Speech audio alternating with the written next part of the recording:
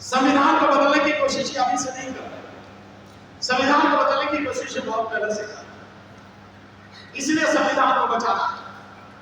जब अटल बिहारी वाजपेयी की सरकार थी तो सुप्रीम कोर्ट के रिटायर्ड जस्टिस मेकर चलिया, उनकी अध्यक्षता में इन्होंने संविधान समीक्षा एक समिति कमेटी बनाई, लेकिन जस्टिस चलिया ने सारी चीज देखने के बाद कहा कि इसमें कुछ भी नहीं कर सकते, कुछ भी बदल नहीं सकते।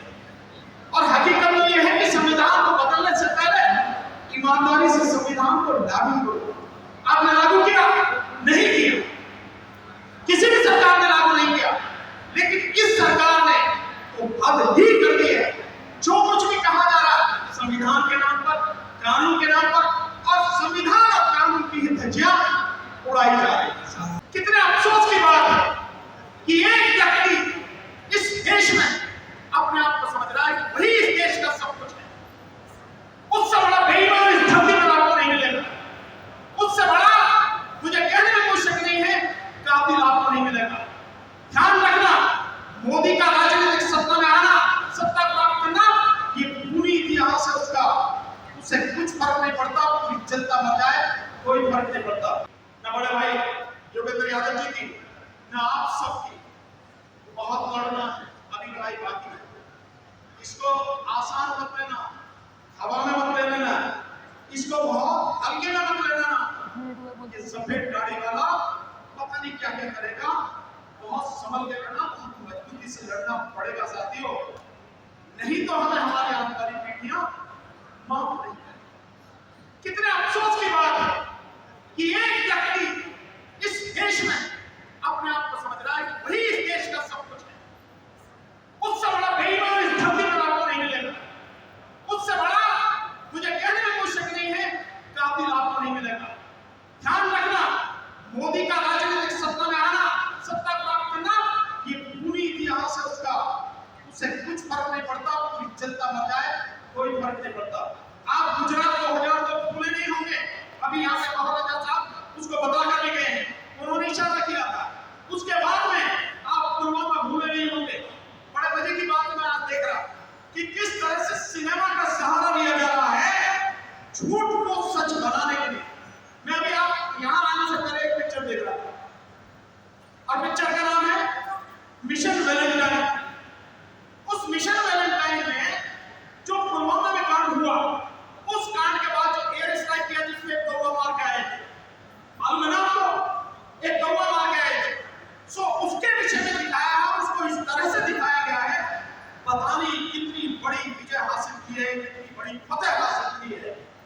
मीडिया और उसके साथ साथ में फिल्म का जिस तरह से सहारा लिया जा रहा है, सच को, जो झूठ है उसको सच बनाने का, लोगों के दिमाग में भ्रम फैलाने का, ये बहुत खतरनाक स्थिति है साथियों। हमें इन सब से लड़ना है साथियों। सो जो व्यक्ति किस तरह का व्यक्ति है वो आज तो हमके सामने हो गई। हालांकि हम लोगों ने तो वैक्सीन लगवाई भी नहीं, जितने भी हमसे पूछा हमने तो उसके लिए भी मना किया कि किसी को वैक्सीन लगवाने की जरूरत नहीं है। पर अब तो सबके सामने है, दुनिया के सामने है कि किस तरह से एस्ट्राजेनेका जो कंपनी है जिसकी यहाँ पर वो वैक्सीन लाई गई, और वो पूना वाला जो वाकया जिससे चंदा लिया गया, किस तरह से उस वैक्सीन के साइड इफेक्ट आते हैं, किस तरह से लोगों को हार्ट अटैक हो रहा, कोई नाचता हुआ मर जा रहा है, कोई बैठा हुआ मर जा रहा है, कोई चलता हुआ मर जा रहा है। ये जो सारी चीजें हैं, एक ऐसा व्यक्ति जो हर चीज को ये कहता है कि मैंने किया, जैसे तेरे बाप की है, ये जो सारी जो चीजें हैं तेरे बाप की है, तेरे धर्म से आ रहा है, जो हर चीज को कह रहा है कि मैंने खरीदी। देश में पहले भी कितने टीके लगते थे, लेकिन वैक्सीन जिसका साइड इफेक्ट अब आपके सामने है, नजर आ रहा है, हमें उस व्यक्ति से लड़ना। इसको मैं इसलिए बताने की कोशिश कर रहा हूं साथियों, हमें लड़ना किससे है और कैसे लड़ना है। हम इकट्ठे रहेंगे तो उस व्यक्ति से लड़ पाएंगे साथ में, हम संगठित रहेंगे तो उस व्यक्ति से लड़ पाएंगे साथ में।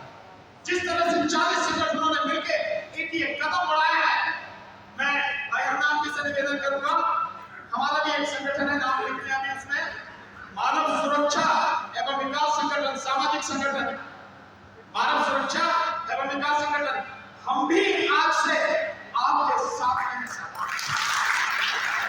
जो भी लड़ाई है देंगे, लेकिन समझना जरूरी है साथ। दवाई कंपनियां 30 दवाई कंपनियां, उनमें से 22 दवाई कंपनियां जिनके सैंपल फेल हो गए। सैंपल फेल होने का मतलब यह है कि जो उसका स्टैंडर्ड है उस पर वो खरी नहीं है, मतलब नकली है, घटिया दवाएं हैं।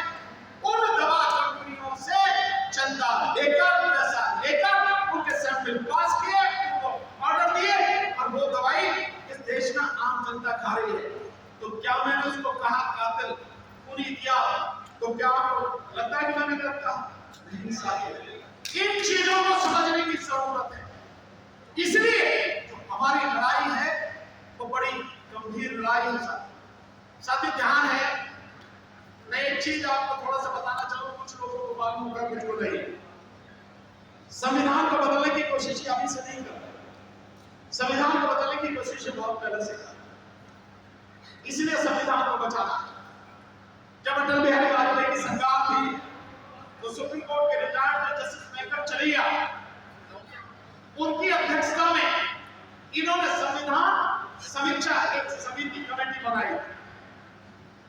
लेकिन जस्टिस चलिया ने सारी चीज देखने के बाद कहा कि इसमें कुछ भी नहीं कर सकते, आप समझो कुछ भी बदल नहीं सकते।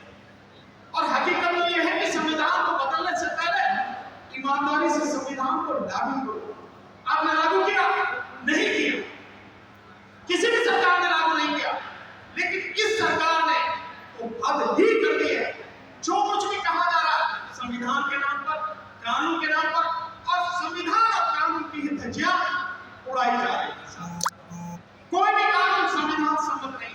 और आने वाले समय में आप देखना, हम लोग कोशिश करेंगे कि लोगों के सामने वो सारी चीजें लेकर आए। एक हुआ संविधान का कितना बड़ा मजाक। हालांकि संविधान को बचाने की जिम्मेदारी केवल नागरिकों की नहीं है, इसके लिए देश की सुप्रीम कोर्ट भी है, इसके लिए जो एमएलए और एमपी हैं वो भी है, विपक्ष भी है।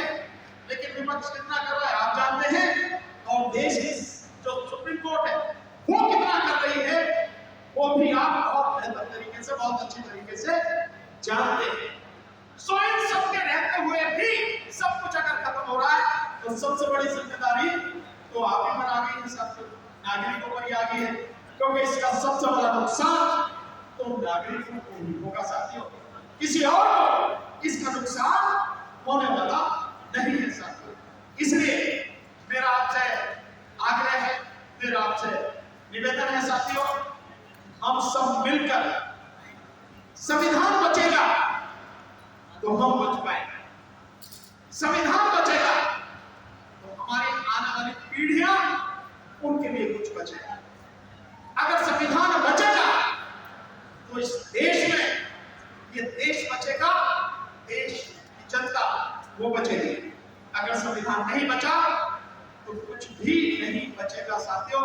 इसलिए हम अपने आपसी मतभेद होंगे कुछ भी, उन सबको साइड करके, उसको सबको छोड़कर हम कोशिश करें इकट्ठे होकर ये लड़ाई लड़ें और मजबूती से लड़ें। अब तो केवल आपको 25 तारीख को वोट देना है, दिल्ली वालों को, हरियाणा वालों को, पंजाब वाले जो देंगे वो 1 तारीख को वोट देंगे, वो जो वोट दे दिया। लेकिन 4 तारीख से आपकी असली परीक्षा शुरू होगी। मैं विश्वास के साथ कहता हूं 4 तारीख इस देश में आप देखेंगे तो आपने सोचा नहीं वो सब होगा, और उस समय आपको ध्यान आएगा और आप में से कुछ को भी अगर ध्यान देगा कि हमें लोकतंत्र बचाना है, संविधान बचाना है, उसके लिए लड़ना है, तो जान हथेली पर लेकर तैयार रहना। इसी निवेदन के साथ हम आपके साथ रहेंगे, मिलेंगे, इस लड़ाई को मजबूती से करेंगे। और ईवीएम की लड़ाई जो अब तक, क्योंकि चुनाव ईवीएम से होगा, सुप्रीम कोर्ट ने मोहर लगा दी, अभी कुछ नहीं कर सकते, लेकिन 4 तारीख के बाद ईवीएम की लड़ाई बहुत मजबूती से लड़ी जाएगी। मोदी सरकार आई तो भी और गठबंधन की सरकार आई तो भी, क्योंकि एक थोड़ा सा दुख के साथ कहना पड़ा, कांग्रेस ने अपने मैनिफेस्टो में एक बात लिखी है कि चुनाव ईवीएम से ही कराएंगे, ईवीएम को ही वो मानकर चल रहे हैं, इसलिए लड़ना उनसे भी पड़ेगा साथियों। तो ईवीएम की लड़ाई को करना